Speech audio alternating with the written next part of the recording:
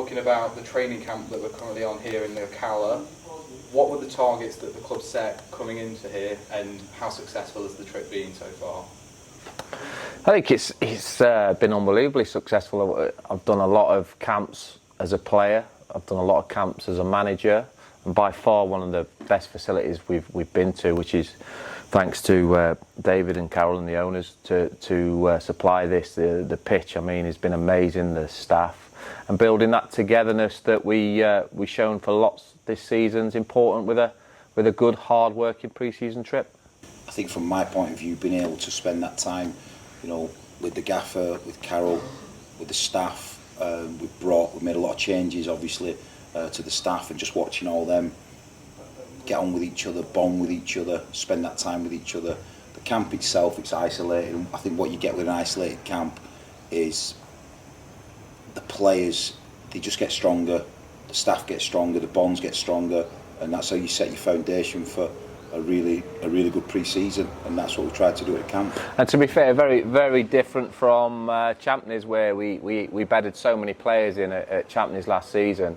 This has been, to be honest, bedding in a bit more staff, but you can see the relationship still with the players from obviously last season, that how well the lads get on, and obviously we've got Ojo with us across on them. We've got a couple of our young players, which is a great experience for them as well, but a different sort of trip. But in this environment, Gaffer, it becomes quite natural as well, doesn't it? That socialising, that bonding, it's quite natural. Yeah. Or it seemed, whether that's like around the pool, on the training ground, it just seems natural. It does, and one of the pleasing things, like some of the lads went to Dubai after the season, and they met up, with the families and that. So don't hear of that. No, you don't hear of that a lot, and they all get on well. They get on so well, and I know it's easy to say that and people preach that, but I think we've shown that on the pitch next season, and now we're looking to show it at a higher level. But that's certainly that togetherness, that spirit, the way we've built our squad up, the staff that we've pulled in, well, the way we will be building our squad up, should I say, but the staff we've brought in to get ourselves where we need to be.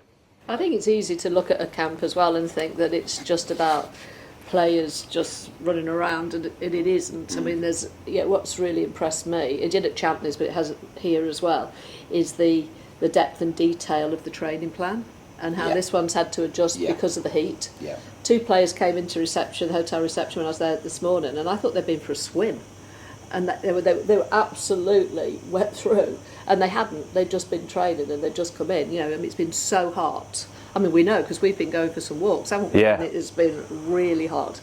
Just going up the top of that hill.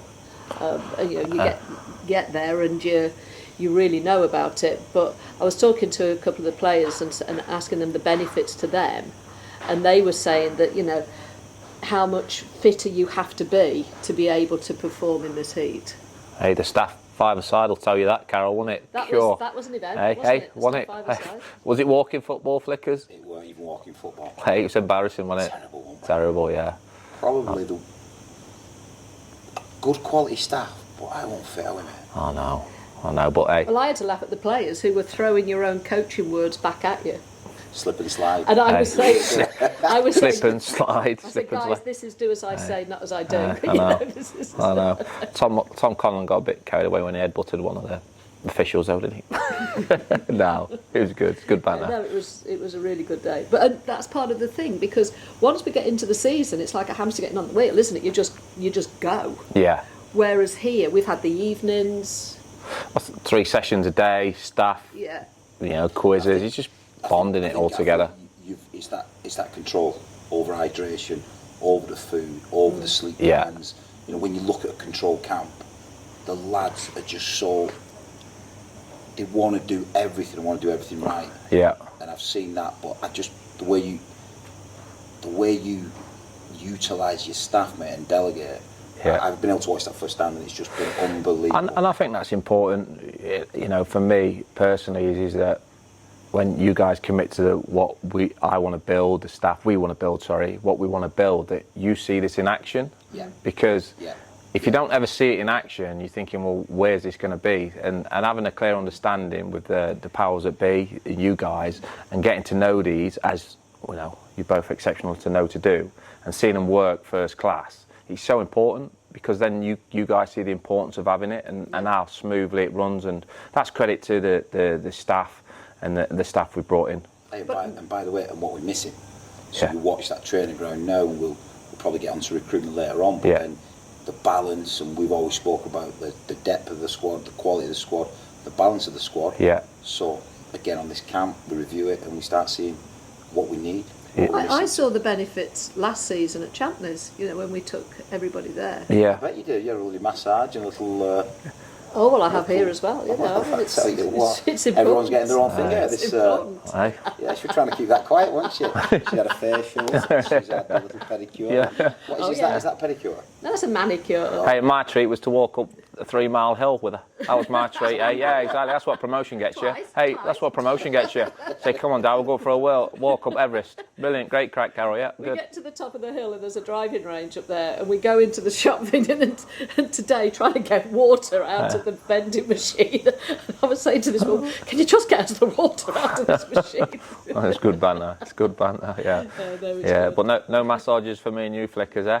Nothing, mate. Nothing. Hot stone massage. Yeah. Hot stone massage. That's how the other half live. The rest of them have been working. To be fair, the lads and the staff have been three sessions a day. Very, very difficult ones. I mean, it's early morning starts for the real intensity work, and then gym recovery, swimming pool in the afternoons, and tacticals at R5. So it's intense. And one of the things, I don't know if it's ever frustrated you, Flickers, is when they say when they've been on holiday, I get angry, mate. I need an holiday when I get back, to be honest with you. Which I'm going to tell Carol in a bit. Like again. That's Already have. Oh, brilliant. That's the thing. You just don't stop. No. The staff from 7 o'clock, 11 o'clock at night, just don't stop. No. And you see it. I mean, even the classroom work that you've done. You know, Yeah. I'm watching that going. You've got that. Glass of wine, DT, please. And don't forget, you two were on a FaceTime call to a potential player last night at 11 o'clock. Yeah. You know, so recruitment hasn't stopped just because we're here. No, There's been no. a lot of recruitment meetings and we players and agents and... Yeah, I think when you've got the experience that myself and the gaffer's got, you can panic. You know, you've got gaps in your squad, you can panic, but... Yeah, but we've talked a lot about not panicking, haven't It's the we? calmness. We've had Yeah. a lot of It's the conversations calmness. about not It's panicking. what we need now. It's looking at what's available, and you panic, you rush it, you get it wrong, and luckily we've got a manager who's got the experience to go, we're calm with this. Well, you know yourself, because as where we are to try and get to the levels we want to be, we have to be successful in 75% of our recruitment, you know, and the balance and not just the balance in positioning of the squad, but trying to get those right players, of the A-list players that we're trying to get. We have to be a little bit more patient for at times, and that can sometimes become a frustration outside of these four walls. I get it, you know, and panic, but we've got a really good, talented squad already at the minute, and that's the difference from Champneys. Yes, true. But also outside of this camp, people can't see the activity. Because the thing with recruitment, you just see rumour signing or rumour they sign somewhere else, but they don't. You know, nobody sees all that activity that goes on. All of the, you know, Tommy's analysis. You're talking about, both of you talking to agents. Everybody talking to agents. Everybody talking to players. The key, and we'll never come off this, is the interview. We've built a culture, this football club, that the presentation. It's about the person coming to your football club. Yes. Our football club. Yes. So we get the right person, gaffer. The interviews that we go yes or no. Yeah. Yeah. Because we've done the work on the talent. We know they're talented. We know they fit into the system. Yeah. Are they the right person Yeah. to fit into that group? Yeah. And that, if they're not, we don't take them. We don't take them. If a player doesn't want to re-sign or doesn't want to sign. Yeah, we've had them feelings, haven't we, in meetings? We've had feelings, the meetings we've had, that, okay, no, not quite sure this one, Flickers, you know what I mean? Not quite sure, and when we're not quite sure, we move on. It's as simple as that. So, but looking forward to when we do eventually get the players in that boost the squad. But I'd rather, I think I said this to the both of you the other week, I'd rather get good players over 44, whatever, that when the window's finished, 44 weeks of the season, than average players over 52 weeks of the season and having to restart and reset again. So there's I mean, yourself, aren't we doing a lot of thinking about getting the right age bracket to that, the right players to come into that to kick us on? And the right balance to the squad. I've done it as a younger manager though. I've panicked, wanting to get all my squad in the camp, wanting to get all my squad for 6 weeks so I can prepare them, do you know what I mean? Yeah. And I've done it, and I've got 3 or 4 wrong. But once they're wrong, they stay wrong. Yep. You know, and then you've got to wait for your next window or your next year or whatever. So, But I think the other thing you've focused on is, you know, because we lost Dean, didn't we, early on in the close season after Wembley, or we knew we were going to. Yeah. And so you've really looked at the backroom staff. Yeah. And you know, you've brought David Dunn in. He's incredibly experienced and good. And the better your backroom staff are, the more tolerance you've got with your players, because they can bring a player on. That's why I really appreciated you giving me 2 days off after the playoff final before you rang me and said we're getting championship ready. So just a couple of days before she was on the phone when I was out in Greece, we had an hour on the phone, both excited. And you know, one of the things we all discussed about was making sure the backroom team gets itself to that stage. Yeah. Okay, so that's been a lot of our concentration. We've you know, the head of medical coming in, Mike, different class, an S&C coach in Macca coming in to be that stopgap that gets players fitter when they're injured, that then report into DT, Darrell Taylor, who's a full-time S&C coach, bringing in a full-time sports masseur, the injury prevention. So that for me is the biggest thing we've had to do so far this summer while working hard obviously on the recruitment, is to make sure we've got that in the background ready to kick on. I think most clubs at League 2, League 1 think short term and just go, let's build this team, build a team. We're building a football club. We're winning deep. Yeah, not winning shallow. Yeah. Yeah, but that's the difference, because what happens is if you start going, just concentrate on the team, focus on the team. We're focusing on a football club here. Yeah. And we're allowed to, because the 3 of us are just obsessed with we're getting it better and improving it and moving it on and moving it forward. I mean, you gave on the bollocking straight after Wembley. Yeah, week, 2 weeks, boom, that's it now. Yeah. That's gone now. Put your medals in a cupboard and crack on. Gone. That was the week he came back. So he went to Greece for a week. He celebrated. Yeah. We went back to work. He's all right, isn't it? Yeah. Wilson's on fire. We went back to work, staged a concert with Robbie Williams. Yeah. He comes back on the Monday and said, guys, you've got till 1st of July to celebrate the goal, the win, rather, the promotion, and then we park it and we move it. I said, you cheeky son. I said the same to the players first day of pre-season. If anybody mentions last season, they're getting fined. You know, I'm a great believer that you reset, and that's what we got to do now. And the next target, like we keep saying, is to try and get ourselves championship ready. Yeah. And we're not silly enough to sit here and put a timescale on those things, but that's certainly the direction that I'm excited about, where I want to head, where you guys want to head. The only thing that we've really looked at last season, and particularly Wembley, and that whole experience of Wembley, and so the lead up to it as well, is how much of that can we capture and take into next season, because the planning, the prep, everything was right about that. And so, you know, what can we take from that into League One? Well, the culture is the culture now. It's been set. Yeah. And you set that. So you set that. The gaffer comes in, sets his standards. Them two are aligned. Yeah. I think resource departments, they're getting better. They're improving.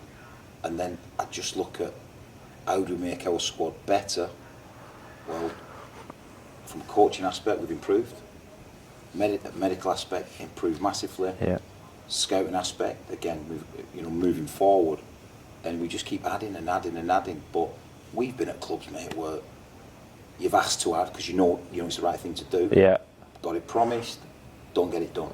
You stop while someone else is moving forward. Yeah. Another club's moving forward. You stand still in football. Yeah. And you cut corners as well. Yeah, you can't. That's not just football. That's You business. cut corners, and it'd be good when we get the new staff, David Dunn and Nashi, to come out and do talks, and so the fans can get to know the new staff, the new medical department, so they get a good understanding of what we're trying to do and what they do in their daily roles. And bringing Karen Armstrong in has been player massive. liaison, So as player liaison, you know, and her experience in football and the way, you know, one of the things I've absolutely loved about this camp is that there's been no, you know, there's been no panics. Everything's there. It's already organised. Yeah. It's already done. And as soon as you need something, you just say it and boom, it happens. I think it's been amazing having her. And you can see how the players are responding to that as well. It's good. Just talk to me about your working relationships. Then. Hello, Luke. Into one game. Is he still here, is he? I thought you'd got a whole glass of wine, Luke, you boy. Go on, Luke, fire away, son. Sorry. Go on. Next question, Luke. So how you all work together to help each other's different areas out on a daily, weekly basis. Well, I'm in it. Basically, they moan at me the whole time, and I have to just, you know. Me and Flickers call it tag teaming Carol. We're like WWE wrestlers, aren't we? Eh? She says no to one of us, the other one comes in for the tag team to finish her off. No, it's one of the best things for me, the working relationship we have as a three. But it's honesty. It's straight to the point. We crunch things down. I'm in a real privileged position. I believe that I'm working with not just a good director of football, but he's also a very good football manager as well. Someone that can bounce ideas off, bounce about, talk about, communicate. And I think as per 17 months we've been in the club now, Carol, is it 17 months? We've formed that relationship, that honest working relationship. Do we always get our decisions right? No, we don't. But I tell you what, every decision is fine tooth. What is it? What more? Fine tooth comb. Right, get me words out. Yeah, fine. Yeah, that one. to make sure we get the right decision every single time. And there's heated debates. Me and you have heated debates, Flickers, don't we? We're not yes men, but that's what. But then you've got to give a shout out to Cole Garlick, because we come up with all the ideas. And he kills it.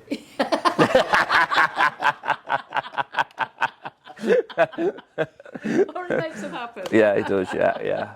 It's quite easy for me to respect and trust them two things. You know, when you respect people like I respect you two guys, it becomes easy. But I think trust is about honesty. Trusting your family is about honesty. Telling someone when it's right, when it's not right, when it doesn't feel right, when you don't feel right. We have that. Yeah. And that's the one. I'm not feeling right today. I'm going to tell you. I'm not going to hide it. And I'm not, because every decision I think we all try and make is for the better of the club. Yeah. But we also respond when one of us gives feedback to the others. We were talking about this today on the walk, weren't we? That, you know, some people can give you feedback and you just say, oh yeah, well that's just your opinion, isn't it? But if you give me feedback or you do, I think, oh my Lord, I really listen to it, and I mean, you're not always right, but... No, we are, Carol. Oh, you are then? Okay. No, we're not. No. Certainly not. Do you know what I mean?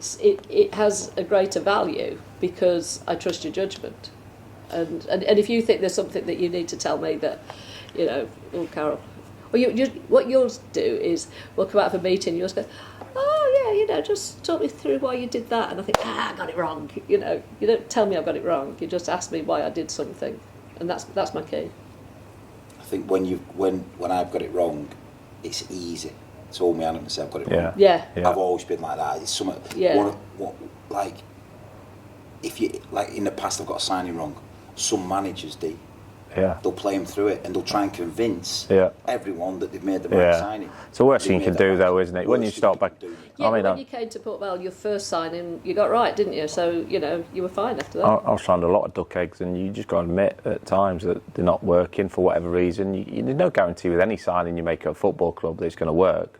If you paid X amount, exactly, and sometimes it doesn't fit. But the culture, the environment is always the key of what we set and what has been set, and we keep that. That is very clear. Yeah, you know, we can all talk about players' quality and getting more quality into the club, that we're working very hard to recruit into the club, but culture, environment, the way our players are with the supporters, the way they professionally train every single day, the way they look after the bodies, that's the non-negotiables. Well, David Dunn you and I were sat with David Dunn today, weren't you?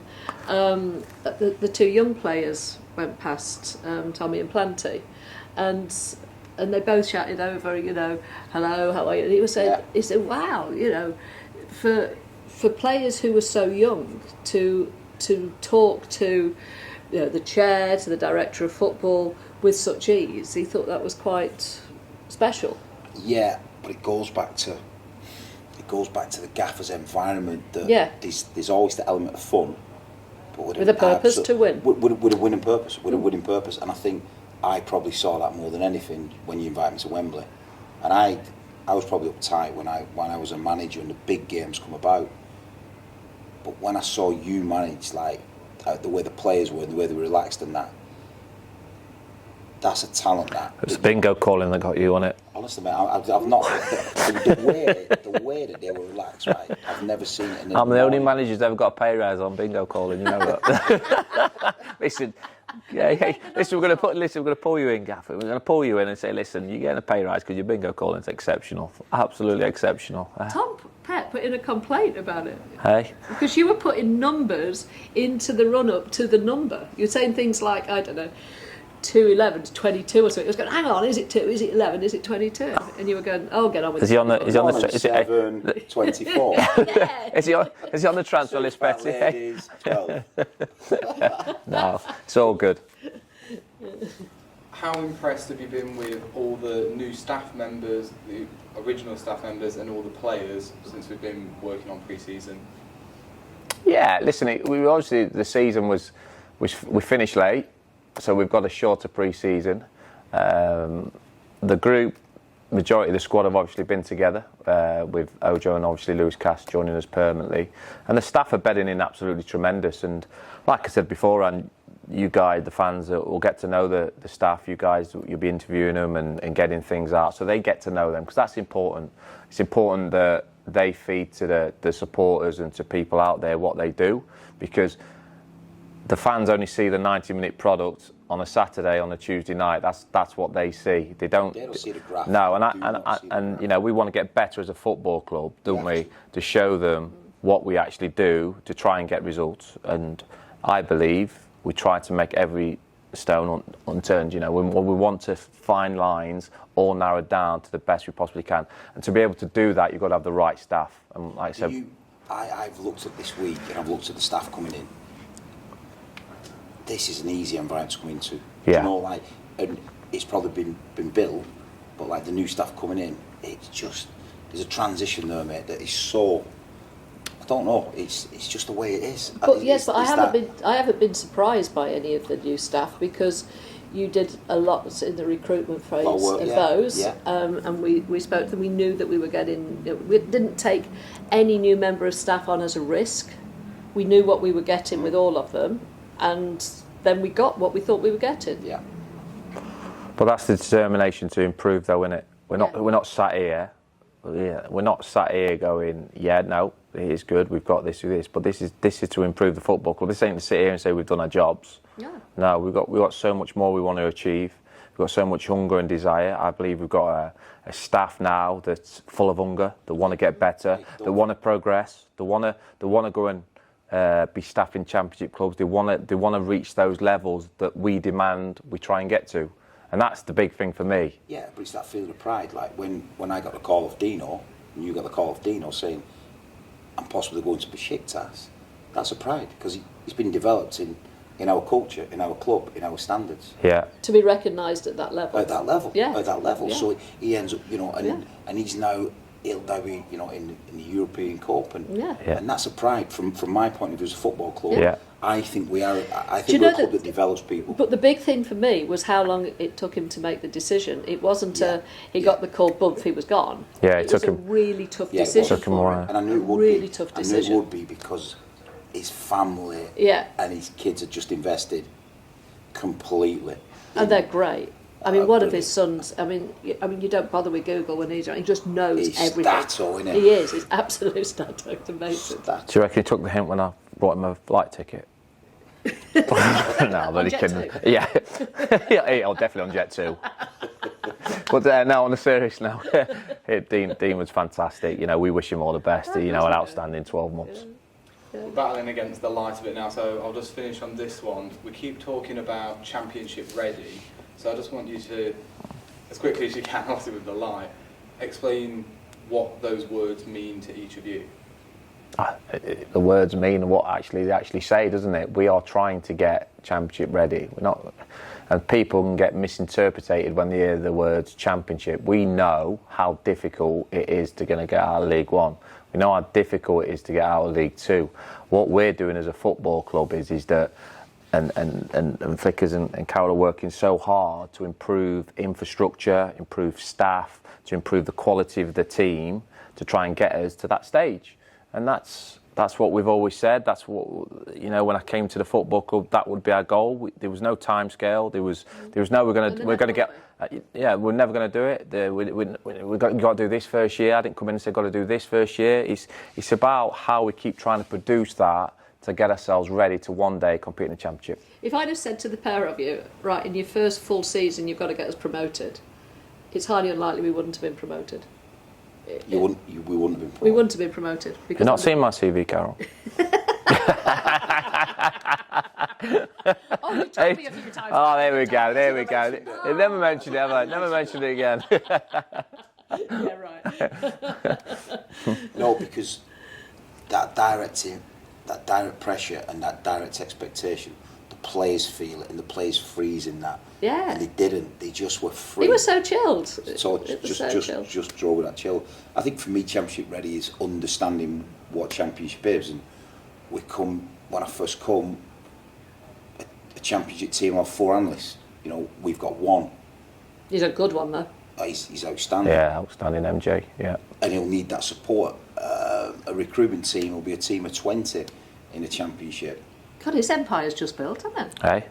We've got 1. We've just gone to 20. We've got 1. We've got 2. Hey, Carol, I agree with him. A tag team. Hey, there's a tag team going in it. That's what we do. Hey. But it's how you get there and how we progress, and we're investing a lot of money. You look at the training zone, you look at the pitches we've got. We're already investing a lot of money, a hell of a lot of money, in trying to give the players, the best training facility we can give them, and then, the budget, to get that Championship ready, it's a lot of investment right across the board, and we're being supported in that. But it's also every area of the club. It's not just on the pitch, it's off the pitch as well. And that's one of the reasons that we've talked about swapping the stands, for example. Because one of the things... Does it help make the team win? Better, yeah. Does it help make the team win? But also, when you've regularly got that additional number of supporters, how do you make sure... I was talking to Matt, who's our chief inspector for the police, and he was talking about, the platinum option for the police to cut down on crime and disorder, of how that looks, because that's what you need when you're in the Championship, because you've regularly got that number coming in for your home matches, so you've got to be ready for it. And then your kiosks have got to be better than they are. You've got to offer more. Your ticketing system's got to be better. Your shop, the shops do it absolutely brilliantly, but everything has got to be better, because you've got to keep growing that. So we can't get to the Championship and be surprised. We've got to be ready for it. And I think probably with a question, people just focus on the team, on the pitch. Yeah. You just focus on that. You've got to build a foot. It goes back to we're building a football. Solid base, isn't it? Solid base. What I like is you can go to every single member of Port Vale and say, right, your area's got to become Championship ready. What does that mean to you? Yeah. How are you supporting How the are team you winning? doing that? Yeah. How is that growth with you? Yes. Yeah. We're going to have to go soon because the bats are going to be coming out because it's... All right, look, Another 24-hour day.